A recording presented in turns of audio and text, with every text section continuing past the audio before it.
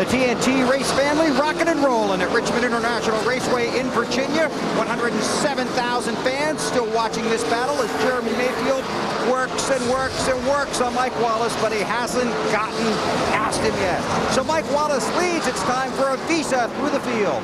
We'll start with a 09 car, and that means Dave Burns bats lead off. And Wallace feeling as much heat as he has so far from Jeremy Mayfield right now. Decided to stay out and lead some laps, a good idea. First laps led this year for Mike Wallace, and he's doing a good job. Mayfield pressuring in second. They've been surprisingly quiet on the radio. Jeremy not getting all upset. They wondered if the 09 would work for him and let him lead a lap. It didn't happen. Bill? Well, Jeff Gordon in that 24 car running third, but you're not going to believe this. A few laps ago, he said, loose, loose, loose. Last lap he goes, and now I'm getting tighter. The push is bad too. So the 24 car starting to lose the handle. Matt. Back in May, Ryan Newman fought a tight race car for the first half of the race before they finally dialed it in tonight. It was a little tight earlier, but the two tires in the last stop, Ryan telling Matt Bourne the car is very good. Rusty Wallace's crew chief, Larry Carter, on the 2-car, told me this afternoon on a scale of 10, that car's a 9.5. Rusty on his first stop, 4 tires, no changes. Marty. Kurt Busch really moving up through the field. Bill, he did start 17th tonight. Currently, he is in the 6th position. The car is excellent. Loose in and off last time. They made an air pressure and track bar adjustment. Bill? Boy, Mark Martin in the 6th car, very quiet. He's so strong. I bet when this race is over, he's so determined that steering wheel's probably bent or folded over. Hasn't said much since his first stop. They did make some changes on that stop, though. They made a wedge adjustment to try and help Mark's car, which was just getting a little loose. Matt? Right before the lap 53 pit stop, Jimmy Johnson told Chad Knaus the loose on entry is going away. Now it's just way too tight through the center. He also made a note that he wasn't using as much brake as he thought, but Chad did say, I can see the rotors are glowing. Take care of them. Meanwhile, driver 8, Dale Earnhardt Jr., no adjustments on the last stop. He told his team he's very happy with the race car, trying to sweep both races at Richmond in 2004, Marty. Matt, rounding out the top 10 is Jeff Burton, has started 5th tonight. His car was tied earlier. We talked about him adding the rear brake. That made the car too loose. On the last stop, they also went down on the track bar. Too loose for Jeff Burton in the 30 car, Alan. Those to top 10 of 37 cars that are on the lead lap. 4 drivers have led tonight.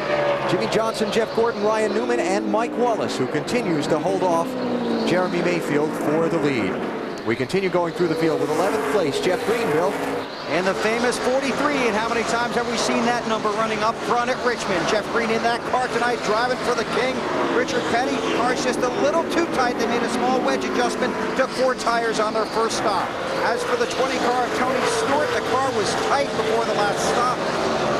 But let's go back upstairs. Now, what's going on up front? I thought Jeremy Mayfield had Mike Wallace, Bill. Everything's going. It looked like Jeremy had him, and behind him, Ryan Newman, I thought he had Jeff Gordon, but we're still back the same way. I'll tell you what, I'm very impressed with how Jeremy's been racing Mike Wallace.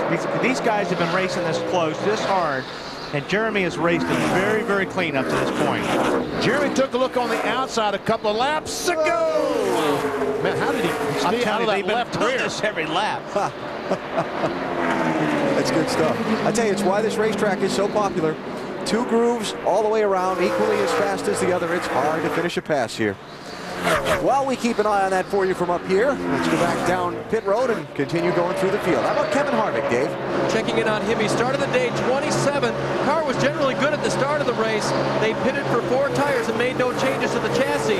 Right now, just a little bit loose in and tied off the corner. Marty? Dave, at one point in this race, the 17 car Matt Kenseth was 36th. Now he's 13th. Their last pit stop, 12.87. He came in early, so the car was so loose, he couldn't drive it. They've made it much better, Matty. Marty, back in May, Michael Waltrip scored his best career in Richmond, finished at 10th. He was working on another top 10, but now the car, like it was in the first run, has started to go back to the tight side. The progress for Bobby Labonte, the 12th place man, the championship. Matt is slow and steady in the blue and yellow car, number 18. He had no grip on the last stop. They have pound out of all the tires, but he likes the feel of his tires. They are scuffs, Matt. The 16 of Greg Biffle, no grip. fighting a really bad loose race car, and air pressure, track bar, and wedge adjustment. A lot of adjustments trying to dial that race car back in, Marty.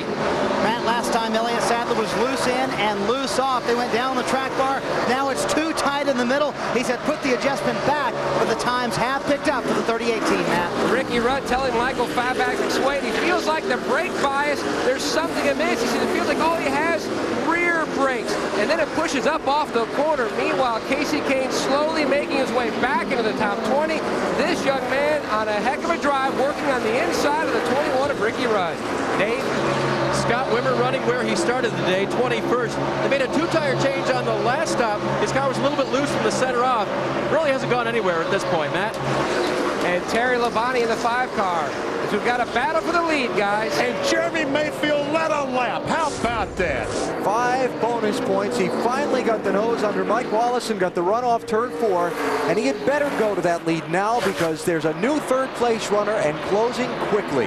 There's a new gunman in town. Kurt Busch, the 97 car, is coming fast. While we've been doing through the field, Kurt has passed both Ryan Newman and Jeff Gordon. He's 3rd and closing in a big hurry. Boy, imagine what locking up that spot early in the race does for your freedom to go race for the win. Huh? And believe me, I bet you within a lap he knew. And the best part, Jimmy Finning told me, this is exactly the way we're going to race tonight and the next 10 races. Right, Marty?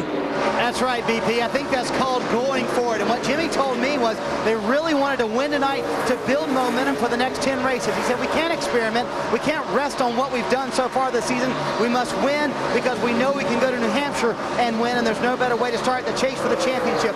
Kurt very happy with the car. Obviously, it's very fast. And Jimmy just came over to me. He said, watch this. He's going to go to the front, and he's doing it. I guess. Got to give a lot of credit to Mike Wallace not pitting on that last caution and holding off all these guys on fresher tires and holding off Jeremy Mayfield for the lead for so long. Nice job. And that's telling all these guys that these tires on the car tonight are very good. They'll run for 100 laps, 125 laps. So at the end, for that track position, they get 125 to go. These guys will be staying out. Yeah, and Mayfield didn't get tires, right? No, that's right. Yep. Now, 2 other cars that we did not get to update through the field because they weren't running in the top 22 or so that we got to, that are in the chase. Jamie McMurray and Dale Jarrett are trying to get into the chase anyway. McMurray's 26th, Marty. And he started 36, Alan, so he's only gained 10 spots. You see a little right front fender damage from some contact earlier. The car is loose in, tight in the middle, and loose off. That's how it was under the first set of stops. They made an adjustment, did not fix it, not as fast, not as much progress as Jamie McMurray, the 11th place man in the championship, would have liked. Dave? Dale Jarrett's day not going well. Started 25th, fell back to as far as 35th. Restarted this last time in 30th and has only picked up a couple of spots. I just checked with the crew. He hasn't said anything on the radio. The car was tight earlier. Just not handling for DJ right now. Yeah, it's not going well. So that's the story on McMurray and Dale Jarrett, whose efforts to get into the chase are floundering here tonight. New 2nd place runner, Kurt Busch, just around Mike Wallace, and he finds himself just over 1 second behind Jeremy Mayfield. He could get there in a hurry, too, because he's about 3/10 of a second lap quicker. And we're just past a quarter distance in the Chevy Rock and Roll 400 at Richmond. You're watching NASCAR on TNT. The Chevy Rock and Roll 400 on TNT is brought to you by Chevy, the winningest name in racing, an American revolution. By Goodyear Assurance, featuring triple tread technology. And by Miller, who reminds you that there's good enough and there's better than it has to be. Miller, good call. New leader in the Chevy Rock and Roll 400. As expected, Kurt Busch has completed his charge up and around Jeremy Mayfield to the top spot. Tell you what, this 97 car is just outstanding tonight. Happened about a lap and a half ago, heading down into turn number 1. Yeah, slower traffic. Robbie Gordon came into play on that one. Mayfield got boxed in behind him, and 97 car of Kurt Busch took advantage of it. So Kurt Busch becomes the 5th different driver. Check out the 6th different driver to lead this race tonight. And goes out in front at lap number 115. Marty? Mr. Busch is rolling to the front, Alan, and lead now at lap 117, as you said. And you think these drivers, they may downplay it, are not focused on the chase for the championship. Kurt Busch immediately wanted some information on where he was in the chase for the championship. Got anybody out of the race yet? There's 3 guys that are dropped out of the race already. 3 people are out. Then 4, let's go get them. Like I said, they will be thinking about it all night long. And here, there's a happy camper right there, because he doesn't have to really think about it anymore. It's done. He's in. Kurt Busch's best finish here at Richmond in 8th place in the May race of 2003. And he is in pursuit of what would be his 3rd win of 2004 in tonight's race. Shane Muir, the 23 car, currently in 31st position, going a lap down to Kurt Busch. Our Miller Lite NASCAR Nextel Cup race facts. Looking back on a variety of people who've been to victory lane here in Richmond in this September race. 10 different winners in the last 10 Nextel Cup fall races here at this track. Dating back to Terry Labonte's win in '94, it's been Terry, Rusty Wallace, Ernie Irvin, Dale Jarrett, Jeff Burton, Tony Stewart, Jeff Gordon, Ricky Rudd, Matt Kenseth, and Ryan Newman. So he could make it 11 in a row, could Kurt Busch? He could. He's got a long way to go. Yes, he does. So Jeremy Mayfield shuffled back to 2nd place, Dave. Hey guys, one of the groups that's under pressure tonight are the pit crews for the guys that are trying to get into the chase here tonight. This 19 crew had some trouble last week and admitted to it. When I talked with them earlier today, they said they practiced every day this week, did 4 or 5 stops in the evening, and slowed down. They were all jacked up last week. That felt that cost them.